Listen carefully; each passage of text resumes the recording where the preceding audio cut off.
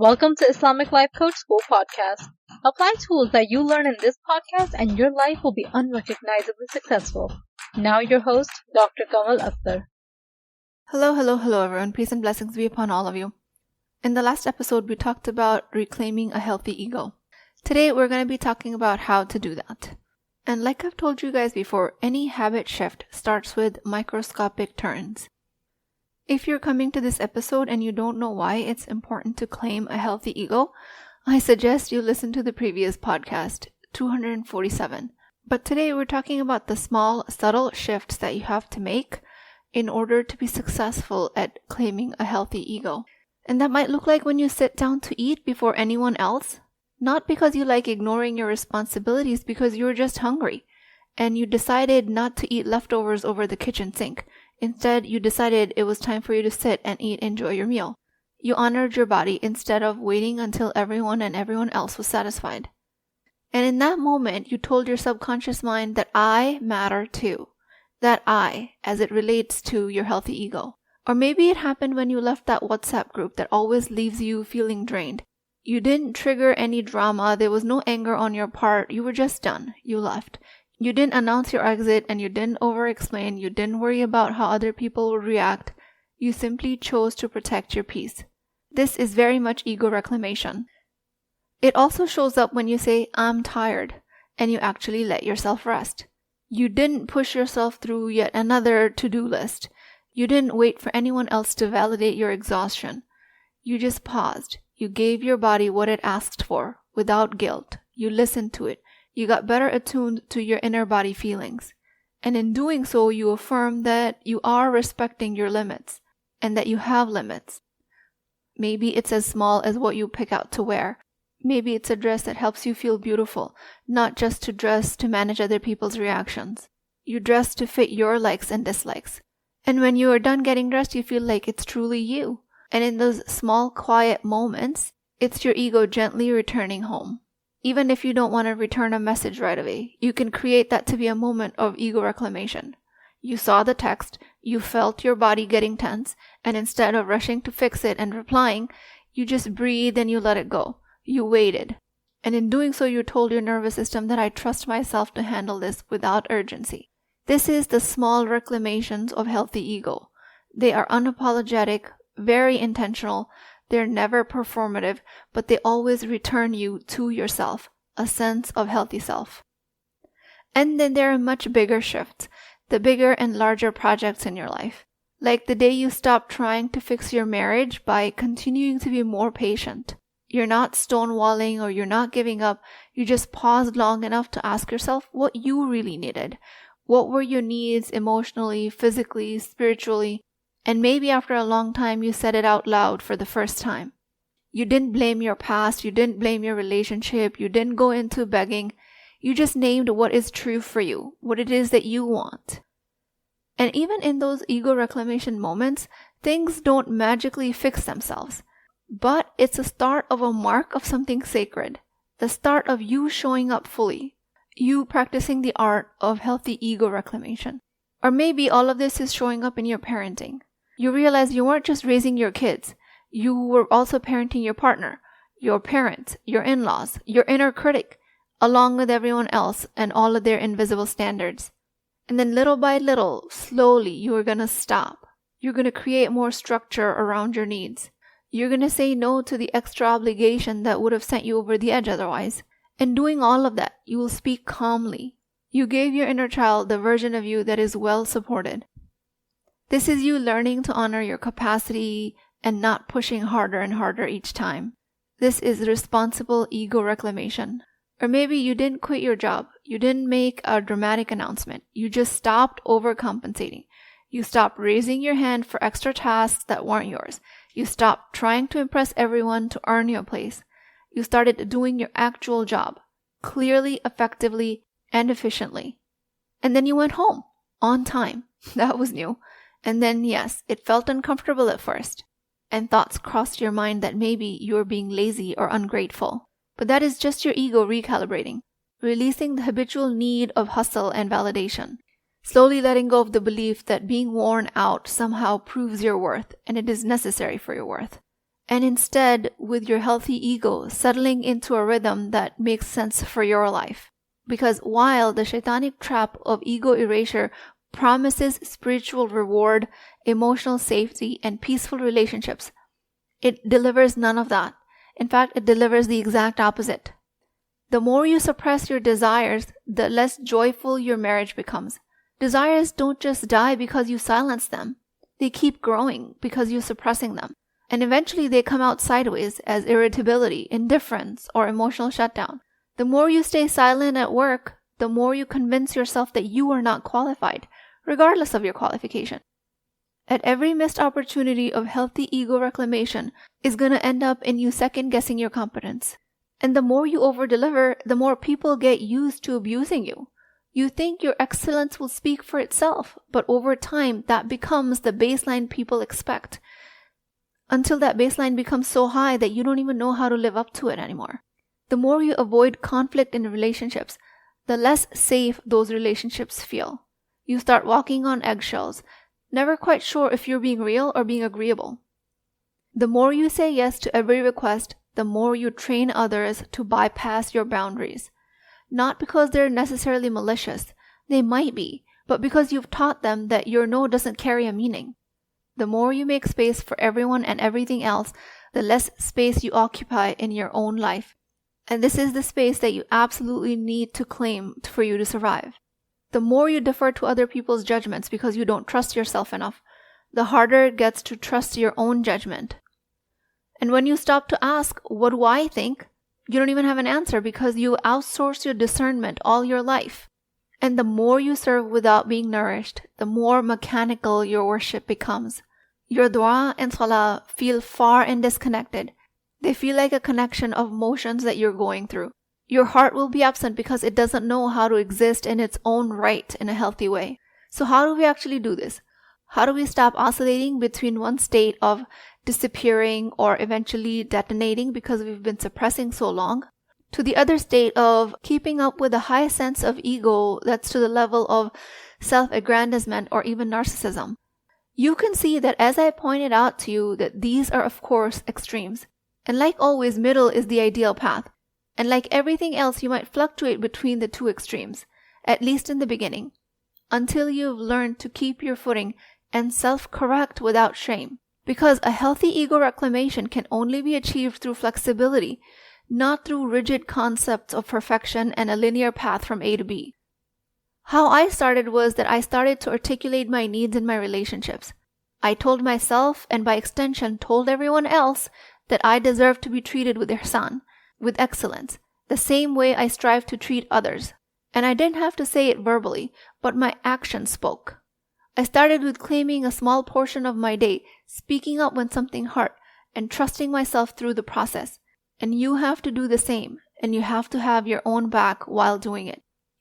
When you understand your ego this way, as a flexible, intentional tool rather than something to destroy or something that's always overinflated, you will stop swinging between extremes. You're going to stop either staying quiet to keep the peace or only later to explode in anger just to feel powerful again.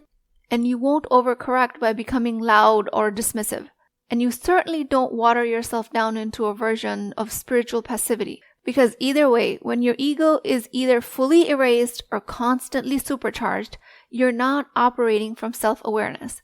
You're operating from your survival brain that keeps your nervous system in distress. When your ego is completely shut down, you drop into the parasympathetic freeze state, the classic play dead mode. You numb out. You initially overfunction, but then you burn out to an extent where you go through a parasympathetic shutdown. That's your body's innate mechanism of keeping you going into further harm. The body applies hard brakes before it crashes. In that case, you will have no choice but to rest. Or if you're functioning, you'll be functioning with fogginess and extreme tiredness. On the other hand, an always on-the-go ego, a reactive, brittle ego, throws you into a sympathetic fight or flight mode. You're usually very hypervigilant, prepared to defend yourself, always creating tension, exerting assertion, over-asserting yourself just to feel some control. But for many women, the fight response is less visible because you're taught early on that you're too emotional, too sensitive, too much. So the fight response doesn't always look like yelling. It can look like conflict seeking, emotional reactivity, or constantly needing to prove a point. And this kind of ego is also from the survival response. Both of these extremes are trauma patterns, especially if they're persistent, masquerading as personality traits. Both are distortions of what ego is supposed to do. When your ego is regulated, it does not shut down, it does not flare up. It stands in its right. And this is the balance most of us were never shown. An ego that can speak up when necessary and quiet down when your inner wisdom says so. And now we get to unlearn the extremes and relearn what it means to have a healthy ego. The one that carries the embodied trust of Allah subhanahu wa ta'ala. Ego is a divine gift when it's used with a dial. Most of us were handed a switch, either on.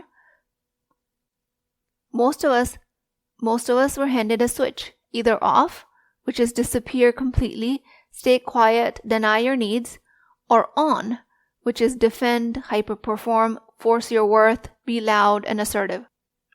What I'm inviting you to do is grow the hand that can adjust the volume. That's the real work. And this is exactly what we practice in my coaching programs. Inside my weekly coaching sessions through Wisdom Wednesdays, or my private coaching sessions through Empowered Muslim Women program, I teach you how to finally tell the difference. The difference between the ego that's inflated and the ego that's aligned. Because an inflated ego is a scared ego. It's loud, reactive, constantly scanning for threat. It snaps, pleases, defends, over-explains. It's always trying to prove something. But the aligned ego is rooted quietly and powerfully, always emotionally available, but never emotionally hijacked. Boundaried but not cold. So in coaching with me, you'll learn to spot when you're running on survival programming, the one that keeps your ego out of alignment, when you're walking on eggshells, bracing for the next emotional blow, and you'll learn how to gently shift out of that, consistently. This is when the inner split, the on and off type of mentality starts to heal. When your sense of self isn't fully rooted, even the most basic decisions in life start to feel high stakes. Saying no will feel like disappointing God or mother or your third grade teacher all at once. Setting a boundary feels like betrayal. Resting feels like weakness. And your mind constantly turns scenario after scenario into a moral failure. Not because any of these actions are wrong, but because deep down you're not sure if you're allowed to exist as a separate self. That is a very big cost of losing a healthy ego. It's mental chatter, it's chronic overgiving, it's compulsive over-apologizing, it's exhausting. You're trying to make up for something you can't even name. But when your ego is rooted in intentionality, you stop asking for permission to exist because you stop confusing boundaries with cruelty, and you develop a capacity to honor yourself. Reclaiming your ego makes life simpler, much more happier and enjoyable to live. You do what's right and you stop burning mental calories trying to predict what's going to go wrong. And your nervous system starts to register safety, and you for sure deserve that. And this is what we practice inside my coaching program, starting with Wisdom Wednesdays. Reclaiming your ego will clear out the noise. Life will become simpler, much more spacious. You will stop rehearsing conversations ahead of time in your head, wondering how and when to say things the right way so people don't misunderstand you. You will start to understand that their misunderstanding has nothing to do with you. You will stop scanning the room to see who's uncomfortable with your presence, because you will become comfortable with your presence. You will say what's true, and you will follow through with what's right. And when you notice your body tightens because of a cue, you will actually listen to it. You will stop explaining your decisions 10 different ways. You might explain it once, and you might just explain it to yourself, and that's it. You are allowed to make decisions and take up space without overthinking it. And inside Wisdom Wednesdays, my coaching program, we practice all of this. We develop this skill every week in real life, in real moments. You bring your coaching moments to me, and we walk through them. Because living from this place of internal safety and intentionality has to be developed through practice, through application. And when you do that, you start to recognize yourself again. So ego is like a pair of shoes. You don't wear stilettos to run a marathon, and you don't walk into a formal meeting barefoot. The ego, when healthy, is just that, a tool. A tool for you to use when the ground you're walking on requires a certain kind of footing. There are going to be moments in your life where your ego needs to be firmly fitted and laced up. When you're negotiating, setting a boundary, protecting your time, protecting your children, speaking up in a room where you're not usually heard. In these moments, a healthy ego will give you presence and posture, confidence, all of the things that you need to succeed.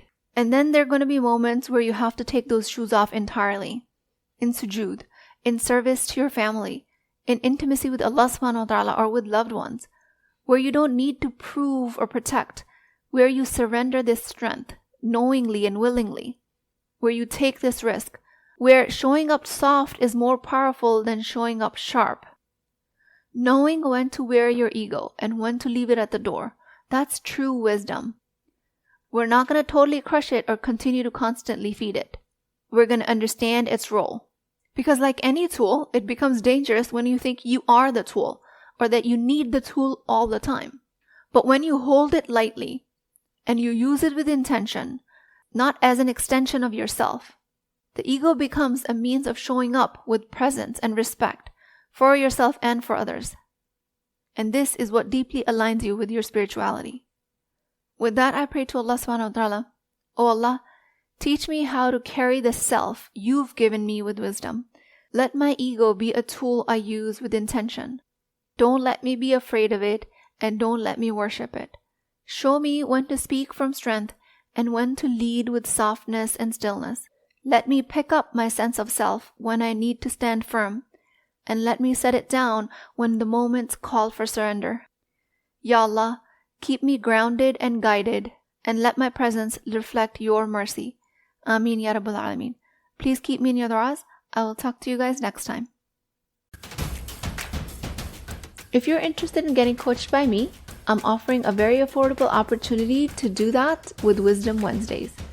This is not a course, not a lecture. This is an opportunity for live coaching, real change with Islamic adab and etiquette. You do not need more information. You actually need a space to create change. At $19.99 a month, which is a price of takeout dinner, you as a Muslim woman will create confidence, intimacy, and connection without shame or fear of judgment, because your privacy is my highest priority. So join at www.islamiclifecoachschool.com, resources, Wisdom Wednesdays. I'll see you inside, inshallah.